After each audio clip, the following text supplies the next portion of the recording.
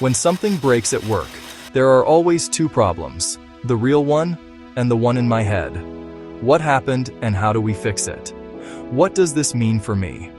That second question is human. But when protecting my reputation outranks solving the issue, teams slide from problem solving to self-protection. That gets expensive.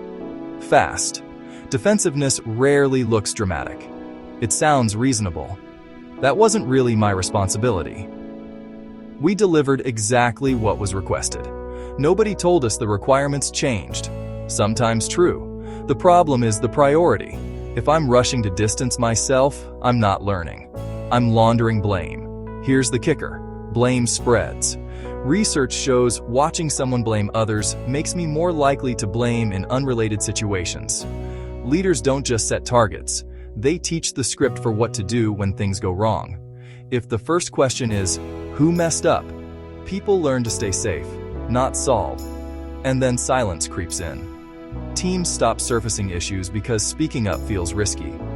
Paradoxically, the org looks cleaner on paper because people got better at hiding the mess. So no, the alternative isn't no accountability. Healthy error cultures separate accountability from defensiveness. Share errors. Detect them quickly. Analyze, correct, and keep moving. Studies link this to better performance. Error management turns mistakes into learning instead of landmines. Psychological safety is the engine here. Not be nice, safe to take interpersonal risks. If admitting a mistake tanks my status, defensiveness is logical. If I can say, here's what broke and what I'll do next, we stay in problem-solving mode. Try this after the next miss or complaint. Listen to the first 5 minutes. Are we understanding the problem or drafting alibis? Deliberately change the sequence. First, what happened?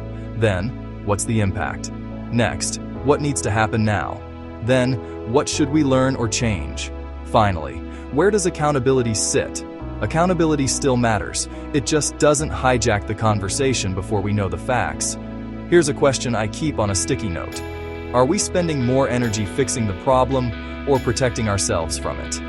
Your answer reveals more about culture than your last employee survey. This is the work I do with leaders and teams. Map the real behaviors behind the org chart. Where do processes help performance? And where do they quietly reward defensiveness?